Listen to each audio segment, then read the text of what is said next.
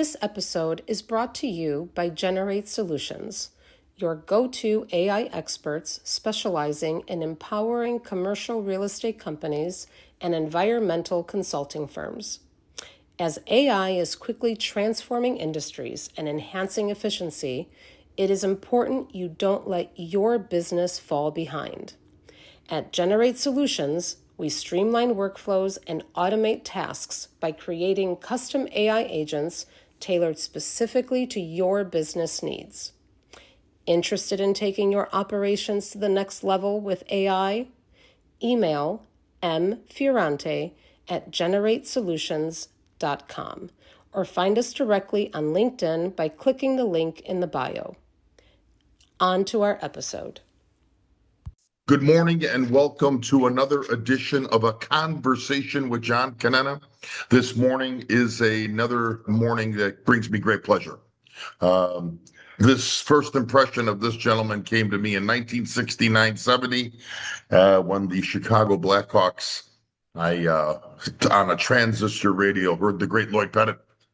And I told my dad that night, I go, who's the gentleman that says Blackhawk goal, his first of the season by number 21, Stan Mikita? That was the example that I'm going to start us off with. Well, today it brings me great pleasure to bring in the legendary Harvey Wittenberg, a long-time fixture in Chicago sports, in the old building on West Madison, and a great career. Harvey has been a part of the scene since 1959. Has even written a book called Tales from the Chicago Blackhawks, a history of one of the first NHL teams. Good morning, Harvey, and how's it going with you, young man, today? Things are going very well, John. And of course, it was another good victory. The Yes. surprising young Blackhawk team is surprising a lot of people in the NHL. Yes, and Mr. Bedard looks comfortable. I'm going to use that word, Harvey. He looks comfortable then instead of his first two seasons, and he has the look of confidence, even in interviews now and everything else. So what a offseason it must have been for him, and of course the new coach there, and of course some players that they brought in are having a great season. And the Mr. Spencer Knight sometimes reminds me of Glenn Hall and Tony Esposito. So we're off to a nice start. Yes, very good. And the team is surprising a lot of people in the NHL. For sure.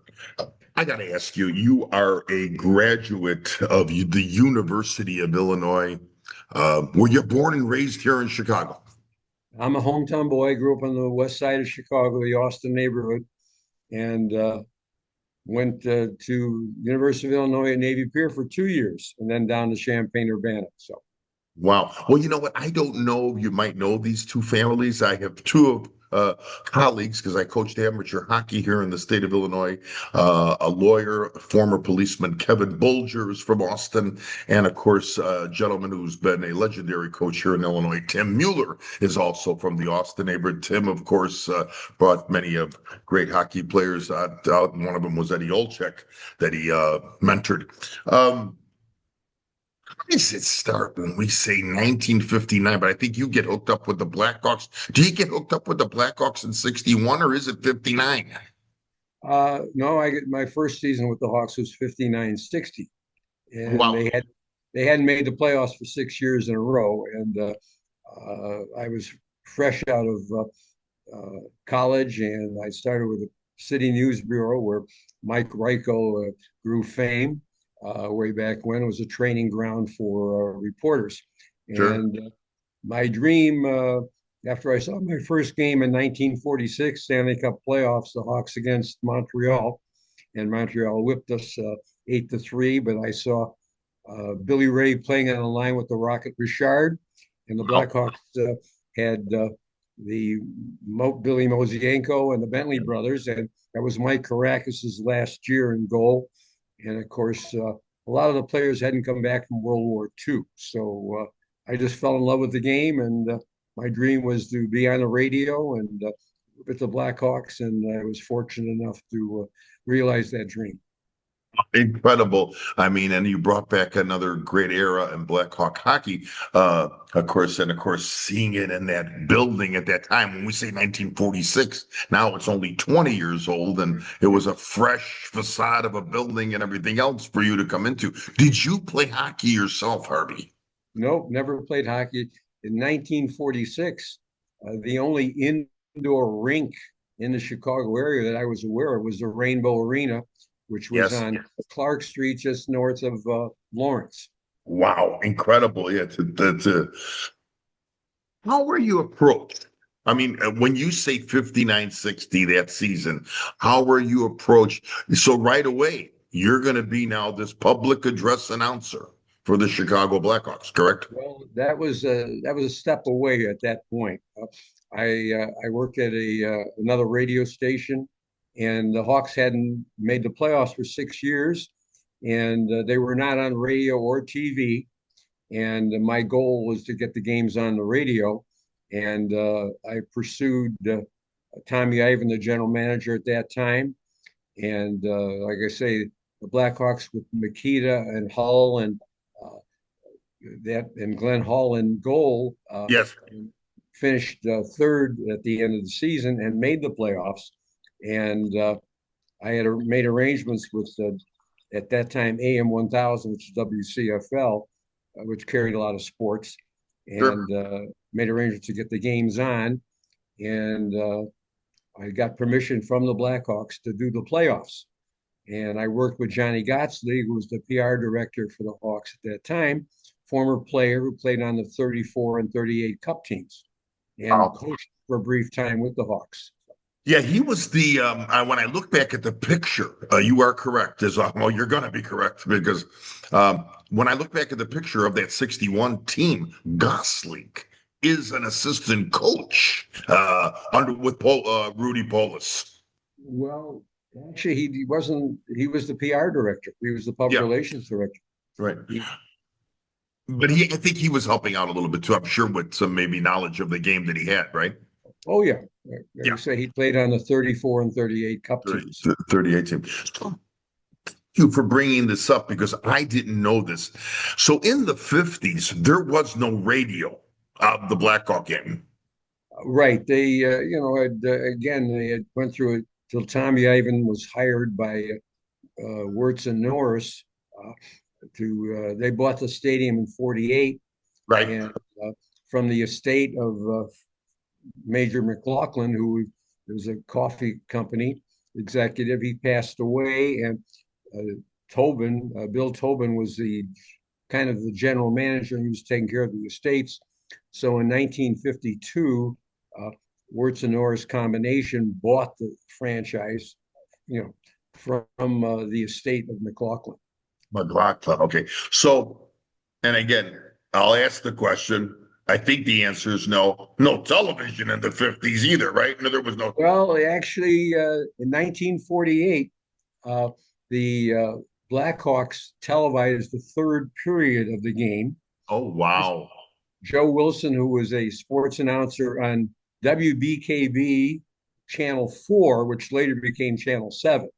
And there was some radio in the third period. Bob Elson, longtime sports announcer for the White Sox, Yes. and him and Gosling did the third period from the organ loft in the old stadium on the East Wow. End. So they were And right next to Melgard back yeah, then, Al Melgard. Yeah. oh yeah. And then again, it was the third period, and it was on TV. And uh, we didn't have a TV, but my mother's friends had a 12-inch RCA, which was the largest TV at that time for At that homes. time. Yeah, for sure. Wow, that's something. And I got to tell you, because when I started watching it, Bob Elson was Lloyd's analyst from 69-70 for a couple of years. Yes, he was. He was Bob's, and of course, Lou Boudreau would do a show with Lloyd called The Fourth Period, which was on TV until Lloyd then went to the radio and Jim West came here. But to go back to you, that first, so you basically pioneered this, innovated this because you put a little bit. I'm going to use the word. The push was on from Harvey Wittenberg, correct? Well, in a way, yes. I say I had the dream. I worked. I did the playoffs in 1959-60. We got swept by Montreal four straight, and it was the first time I was in the Montreal Forum. And Johnny Gotsley did the play-by-play because Harvey Wittenberg was an unknown person. Right, right. I did the color commentary, and we got swept Mhm. four straight. And then we made the playoffs, uh, and again, we didn't have radio to start with, and but that's how I Right. got my foot in the door, and I worked with Lloyd Pettit and Johnny Gossi was actually doing the color commentary with Lloyd Pettit on the TV on Wow. Channel 9, who started televising all the Saturday night away games. Away games. Wow. And back in that being the original six. Yeah. So the Pettit basically starts. Does Pettit start right after the Stanley Cup year? Uh, Actually, he started doing the color commentary and Gottslig did the play-by-play. And then Gottslig left the organization and Lloyd stepped in to do the play-by-play on television. And he was Lloyd did the Cub games on Yeah. WGN, and he did Yeah. WGN radio with Wally Phillips in the morning, and he was doing baseball afterwards. So he was Yeah, he like, was well rounded, and of course, he was doing Channel 9 Sports. Yeah, with at nighttime sometimes with Wendell Smith. So I right, do remember all this growing up as the kid. Well, yeah. I have to tell you, those early years, and let's talk now the '60s on. Of course, I want to go back to say that of course, you were basically the start is on WLS in 1958, correct? When it was WLS. Yes, it was the Prairie Farmer Station, and it was in the process of being taken over by ABC. Uh, Right. it's a long, complicated story, which has nothing to do with hockey. That the I mean, it's just fascinating, again, some of the things that you did in regards to radio and how you were, leading these companies. Those first impressions from the 60s on, and especially let's go from the 60 to I think it was 1996 when the stadium then finally gets torn down. I think it's 96 when the stadium gets torn down to become now the United Center across the street. The memories have to be in abundance for you. There was something not only about your voice, but as that young man listening to this on a radio, you knew just from your voice and the crowd in the background, or just loved when you would say, starting in goal, number 35, Tony Esposito. There was a crescendo to your voice as much it was monotone. There was this crescendo where you were like, those goosebumps were gelling as you kept going through that lineup. How did you knew your agenda going into every game? And then now when you become this permanent position? well, I always I inherited it from a gentleman named Bob Foster, uh, who worked at WGN Radio and TV, and I was the backup uh, public address announcer, and WGN Radio and TV opened the Washington bureau, and Bob Foster was uh, hooked into a lot of politics in Chicago, so he headed up the bureau, and that I was his backup uh, before that, and then took over like in early '62, beginning of '62, uh, after we had won the cup in '61. Took over as the public address announcer. Would you, Harvey? I know you wouldn't be able to, I don't think you were doing anything, but did you go on some road games with the teams in the 60s, even though, of course, you were pretty much the fixture at the Chicago Stadium? Did you go on road games with the team sometimes? Yes, I did actually. I was working at WLS Radio, and in 1965, FM was starting to bloom on the broadcast spectrum, and Sure. so I arranged again. The Hawks weren't on the radio, but they were on TV. Just again, the Saturday night games on Channel 9, And so I took over WLS FM as general manager to try to get an identity for FM at that time. So we specialized in middle road personality, radio, and sports. And I did play-by-play of the Blackhawk games in 65, 66 and 66, 67. And so I got more involved besides doing the public address at the home games. So you're doing the public address at the home games, of course, which we all know, which were basically, and correct me if I'm wrong, were Wednesdays and Sunday nights in the old building. Correct. Yeah, they're on the road Saturday nights in Canada. In And Canada, most of them I remember Toronto, Montreal, and you'd get maybe that occasional Detroit game. But then you would do the road game on the radio right, in those 2 seasons, correct? Those two right, seasons. yes. Yeah. Yeah. During the 60s, did the Blackhawks go to a lot of radio stations or were they pretty much fixed in once you got there?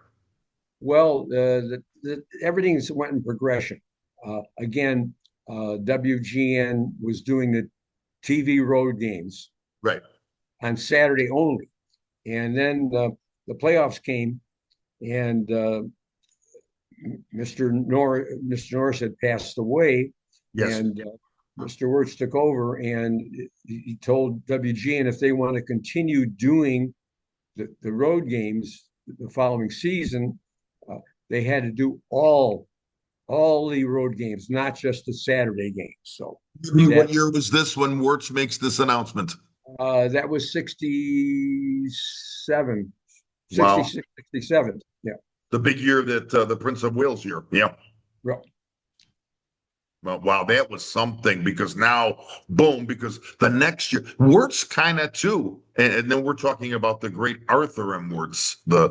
the grandfather or great great grandfather now of Danny. Yeah. I have to say this, what an innovation because in 67, 68, expansion comes into the NHL with the 6 teams in the West, St. Louis, Los Angeles, Oakland, all those teams came, Pittsburgh and Minnesota North Stars. So what an innovation that was. So now, were you relegated in 60, 67? Did Lloyd go back to the radio or were you doing the radio still for the road No, game or well, did you? it is a progression actually when the radio still wasn't on. Outside of one of the road games I was doing on WLS FM. And the Right. next year it went to WBBM and Rick Weaver, uh, so WBBM did the radio games the following year, 67, 68. And then Rick Weaver went to Miami and did football. And so the games went to WGN radio with Lloyd Pettit. And Incredible. So he was doing basically both for a while. He was doing yeah, the radio and the television side right, until I think it was 70, 71. He just went to the right, radio and that became WMAQ because right, I remember a gentleman called Pat Sheridan had a yeah, show before Lloyd and they would right. start it in the second period. And so much nostalgia you brought up of that era that I was not familiar with, but then the names brought back so many memories. Um, how was it for you knowing that, calling a goal or, when you would make the call of 1 minute left in the period or 1 minute left in the game, you as a public address announcer, but of course, not only that, the sports enthusiast watching so many of these great athletes that were in that building in that time era. How was it for you when you knew it was a nail biter and you had to say, "Oh my God, there's 1 minute left"? I mean, you're watching this, but the mindset of a Harvey Wittenberg, how was it during that era? Well, it was very exciting. I mean, I always said, my style of announcing, number one, I'm a Blackhawk fan and a hockey fan. So I tried to announce where as I was a fan, how the fans would like to hear it. And Yeah, that was my style. you did it incredibly. I want to ask you a question because there is one game that remains in my heart in a bad way. And I think it's in a bad way for you too. How many times do you think you were Lloyd's sidekick during that era? How roughly, just roughly, how many times were you guys on at the same time? Well, Lloyd is the consummate professional. Yes. He always counted on me when I was doing color with Lloyd. He knew I was a fact-based person. So if he had a question about a rule or something, he would always, without hesitation, he would say, "How do you explain that, Harvey?" So I enjoyed that role. It was very exciting. We always said Lloyd had a great set of pipes. I mean, announcing, and he was just doing so much work and he remarried and moved to Milwaukee, and so his roles changed, and we had a series of different announcers, but. I mean, the old stadium and just it had so much nostalgia, and it was just the building used to shake when Yeah. I told people that my first game was 69-70. My father took me there. And the crescendo after Esposito would come out, Magnuson would go around him 100 miles an hour. And then when you knew Makita and Hall were coming up at the end. I think the rats in that building were shaking, like you said, without Oh a yeah, doubt. yeah. I have to tell you about this game now that lays in my head. You were the analyst that night, and it was the first time I heard you as the analyst and not the public address announcer. There's a book out by a great author named Doug Feldman. It's about Keith Magnuson, and in the book, you are the analyst in that game, and it's May 18th, 1971, and a young law student named Came Dryden stole the show in 1971 in a battle against Tony Esposito and the Blackhawks. And I'll never forget, Lloyd turned to you on the radio and said, "What, Harvey, do we have to do to get one past Dryden?" And you said, "Lloyd, this is a night where the pressure has to be in abundance." And I still hear you in that game in my mind that it's the only game I want back as a fan. Do you remember that night when the Canadians beat us 4-3? I can tell you every moment of that game. I Oh, wo- I woke up in the middle of the night saying we couldn't have lost that game. right. It was just there's I could retrace that entire game to you. I mean, uh, uh, so many things happened that people don't remember. It was a very warm night in the stadium. Yes. The ice was slow, and we had the lead in the game. We should have won the cup in Montreal in Game 6. We blew it Yes. in the third. We blew it in the third period, We were up and 3-2. yeah. So again, I say it was a fog in the ice in the building because of the heat and everything. The ice was real slow, and just before Lemaire shot the puck from center ice, and Tony lost it almost in the fog, Right. and just before the end of the period, uh, Eric Nestorenko was one of our defensive forwards, lost the puck along the boards in our zone, and Richard tied the game 2-2. And we went into the third period, tie score, and Magnuson, who was a slow skater, I mean, he was a heart and soul player, and he was heading to the bench, and the puck came out on the right side in front of the Montreal bench, and it popped over the Hawk defenseman on the right side. And Magnuson, who was a slow skater, was heading to the bench. Well, Henri Richard, who's a speedster, just came over the boards and caught the puck in center ice and came in and scored. And that was it. But before that happened, when we had a 2-0 lead, we had a 2-0 breakaway. Chico Mackey and Cliff Coral came down to the ice and missed the net, 2-0. And then Bobby Hull hit the crossbar in the second period when it was still 2-0. 2-0. And then when Richard scored the lead goal in the last 10 seconds or so, Jimmy Pappin hit the post. Yes. It would have tied the game to send overtime. Like you say, I can tell you everything about that game. Boy, I brought that up thinking you weren't going to remember, and now we could have done a podcast in itself just on that game. But I have to tell you, I was 2-0 because Danny O'Shea scored the second goal, and I didn't want to elaborate on this too much. And like you said, Hall hit the crossbar, and I still remember what you said on the radio to Lloyd. Lloyd said, "Boy, Harvey, an inch to the left, an inch to the right," and Harvey Wittenberg says to Lloyd, "A centimeter to the left or a centimeter to the right." And Harvey, this is as just that game alone is what I remember of you, Pettit, the people that you brought up, and everything else. Um, as the years went on with this, was the passion continually grow for you as we go into the 70s, the 80s? I mean, you were there in retrospect. You're there to what, 2001, really being the public address announcer? 2003, actually. 2003. Okay. Yeah. And you saw so much even in that era, correct? Oh yeah, we had all-star games and great players. I mean, if it wasn't for Edmonton in the 80s, Oh, Dennis Savard said we could have won a cups there. And sure. again, the Pittsburgh series, game one, Oh, we got swept four straight. Three of the games were all by one goal. one And goal.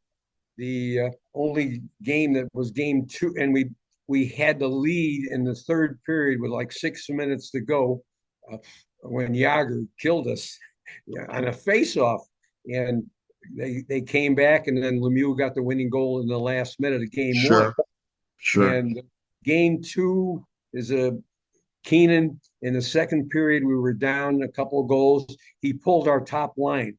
He pulled our Savard line and Secord, and the and we lost the game by 2 or 3 goals. That's the only one. Goals. We came back to Chicago Stadium, and the only goal was scored late in the first period in the faceoff circle with about 5 minutes to go when Pittsburgh scored and won the game. And then the game four was a kind of a wild game, a 6-5 game. So Graham getting a hat trick in the first period. Yeah. To Dirk Graham. And going back to game three in that series, Harvey, the great Michel Goulet hit the crossbar in Barrasso when we pulled the goalies or the post. I'll never forget that. Over the years, I'm sure you developed so many relationships with players and everything else. And I'm sure, like I said, your voice was so bellowing to remind them of who scored the goal, who assisted on the goal. Of course, even commercials before and after, during the game, or if somebody had to be seen. It was your voice that was the voice I felt, Harvey, of protection. You knew you were going to hear Harvey Wittenberg when you went to the craziness of West Madison Street. And it was like you were the voice of reason, because just the other day, I think a family member says to me, "Now, who are you interviewing this week?" I go, "Who am I interviewing?" I go, "The great Harvey Wittenberg." And he goes, "Well, who's he?" He's younger. Of course, he's in his 20s. And I says, wait till you watch the interview. This man has stories upon stories. I got to ask you, I didn't get it yet, but I'm going to get it, especially if this 20-minute, 30-minute interview that we're doing. Tales from the Chicago Blackhawks, a history of one of the first NHL teams. That book comes out in 2003. How did the book do here for 22 years? Well, it's a history of the team, Yeah. I updated it twice. The 2003 edition was the latest. I waited until Kane finished setting a record for American-born players for consecutive points. So that's what the book ended on that point. So, a lot of great players I interviewed through the years. Keith, when the book first came out, Keith Magnuson was on page 3, I believe. And unfortunately, 10 days later, he was killed in that auto crash in the suburb of Toronto. So he was such a great person, and to pass so young at that age, and Sure. The heart and soul of the Blackhawks. Truly an inspiration, yeah. And like I says, the gentleman that I know when you were the analyst in this book. Doug Feldman wrote an inspiration of the Chicago Blackhawks, Keith Magnuson. Another thing that has surprised me of you, has fascinated me, has amazed me. I'm going to use every adjective possible on the planet. You have always kept yourself busy since college. I don't think Harvey Wittenberg's taken a day off. You were also the vice president general manager of Shadow Traffic here in Chicago for a term of from 90 to 95. The Metro Traffic is vice president of relations. The Timeless station you started, I think it was called Bonneville. Yeah. So, I mean, just incredible work by you over the years, because people think, oh, he just went to the stadium and said 1 minute left, Blackhawk goal, penalty. No, this man is a well-rounded individual who is legendary. Like I says, and I even think since your days of you were doing the Daily Illini, even when you were a student, correct? Yep, I was sports editor actually Sure. at Navy Pier, which was a weekly, and then the Daily Illini in Champaign Yeah. Urbana. Well, listen, I am going to ask you like 5 questions. You can answer them in one word answers. You can elaborate if you want. I want our audience to get to know you a little bit better. And then I'm going to say something about you in regards to how I felt about you. And because I know your time is valuable and I appreciate you coming on. I want to thank Bob Rundgren for setting this up. Bob, when he called me last week, he says, John, get a hold of Mr. Wittenberg. I think he might do it with you. So I want to thank Bob when he listens to this interview today. All right, here's our first question. When you're at the United Center, or you're driving your car, or you're just sitting there like you are with me, who are those early mentors that you still think about? Well, you talking about mentors. Or just I, somebody that you really love and had a passion for? well, I developed a lot of good relationships with the players. I mean, through the years, and Tommy Ivan, Oh, Billy Ray, and Wirtz, and of course, originally I got involved with Tommy Ivan and Jim Norris, who passed away in right. my first year with the team. So they had a passion. It's the Blackhawks are not a money making organization that is their main focus in their businesses, but Sure. they through the dark years in 1952 when uh, you know you could walk up to the box office, get a ticket any place you want, and Right. become the hottest ticket in town. And so they stuck with the ownership, stuck with the team. There was rumors way back in the 50s when the team was in the basement that they were going to move the franchise. So they owners don't win a lot of praises, stuff like that, but they supported the Blackhawks when the team needed support. Needed support. Yeah. Thank you. Thank you for saying that, Harvey. All right. Simple one, maybe not. I'm going to you can give me two answers on this. What's a Harvey Wittenberg favorite movie that he can watch 200 times and not get bored? Uh, uh, the one that comes to my mind is A Few Good Men with Okay. Tom Cruise and Jack Nicholson. That's a great one, especially when Nicholson says, "You can't handle the truth." Yeah. Yes. Beautiful, beautiful. That's a great one. All right. Because the first impression for me is 1969, 1970, Chicago versus St. Louis. I got to see Tony Esposito against Jacques Plante. Glenn Hall did not play that night for St. Louis. My dad took me there, standing room only in the old building. I want you to give me just 5 impressions of the old building that still stay in your mind. 5, it could be a game, something, Makita's 500th. You tell me, what are the 5 impressions that Harvey Wittenberg still thinks about the old building? Well, just like I say, Keith Magnuson, when he played his first game at the Chicago Stadium, coming out of Denver University, he said he would go up the stairs and the building would shake. It's just Glenn Hall, when they honored him for his 500 start games without a mask. Uh, Glenn used to throw up before every game, Yeah. and Mr. Wirtz surprised him with a brand new Chevrolet on the ice. Well, Wow. Glenn, we were playing Montreal, and Glenn came up the stairs and they drove this new Chevrolet on the ice. Well, Glenn had already thrown up and come upstairs for the game, and he went back down again. And it was probably one of the worst games Glenn ever played. John Beliveau fired the puck from center ice. It was bouncing in and went right past Glenn Hall, the first shot of the game. We lost the game 7-3, and that was But again, my exciting moments, so many at the old Chicago Stadium with the Blackhawks. I always said Bobby Hull is the most exciting player I have ever watched. Yeah, without a doubt. Stan Mikita, pound for pound, is the best player. He won 3 trophies 2 years in a row. That never happened again.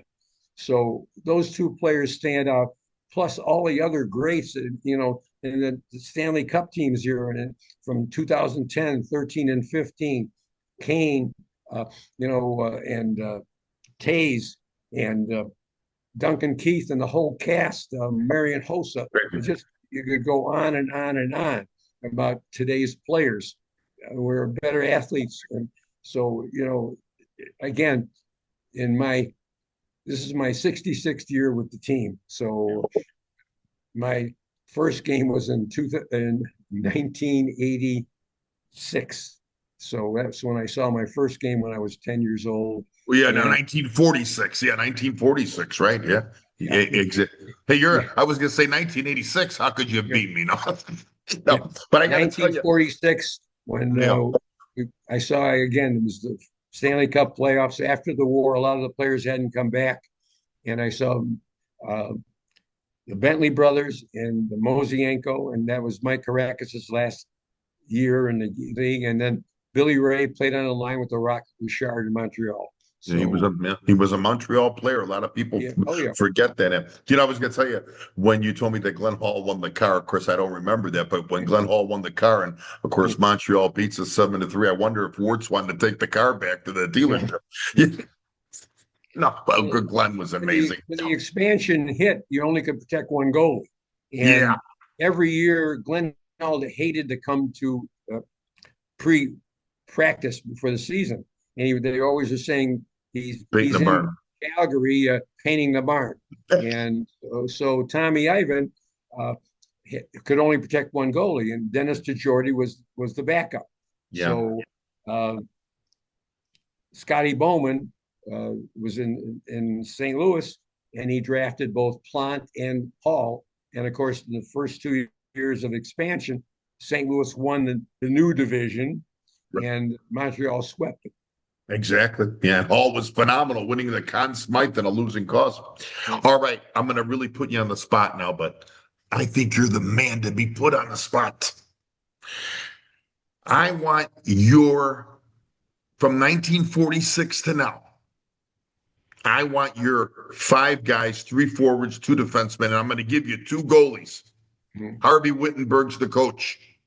The 5 guys on the ice and your 2 goalies, and who's your coach? Yep. Chicago Blackhawks. Let me say one thing. I put Scotty Bowman, who's the winningest coach of all time in the NHL. Okay. I asked him the same question, not the Blackhawks, but the best hockey players thing. And he gave me the correct answer. And the correct answer is you cannot. You have to go by, the game has changed so much. You have to go by the decade. The ice has changed, the equipment has changed, the athletes have changed. Patrick Kane, Jonathan Toews, Duncan Keith, Corey Crawford can throw in that blend too, Sure. So, but again, you've got people like Bobby Hull, Stan Mikita, Pierre Palat.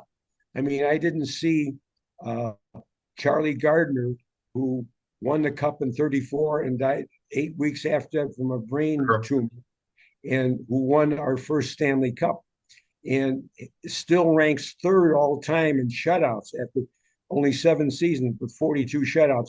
So again, it's not, if you add, to me, the most complete hockey player I ever saw, and if he didn't have Hodgkin's disease for 5 years, Mario Lemieux. He would have beaten Gretzky's a great player all time.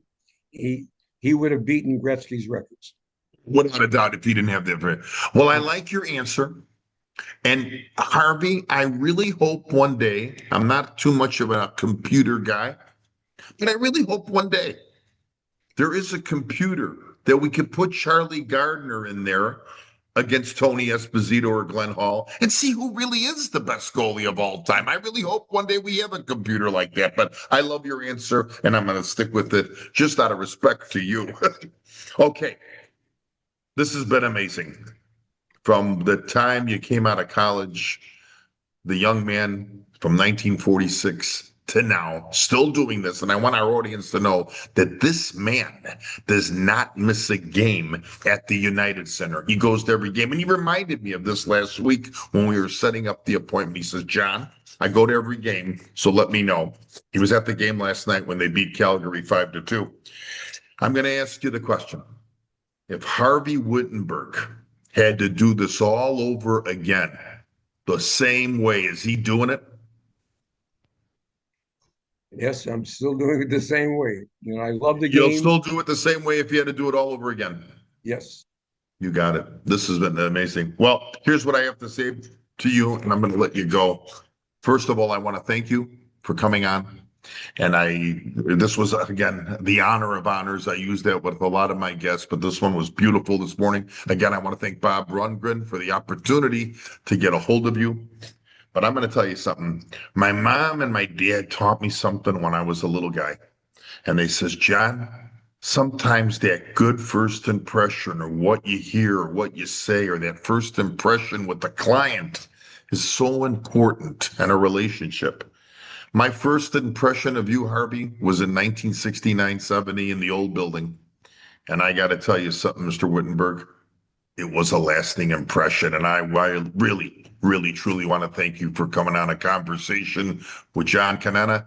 And you got to promise me that you'll come back for a part 2 because we just skimmed the surface here today, sir. My pleasure, John. Thank you so much.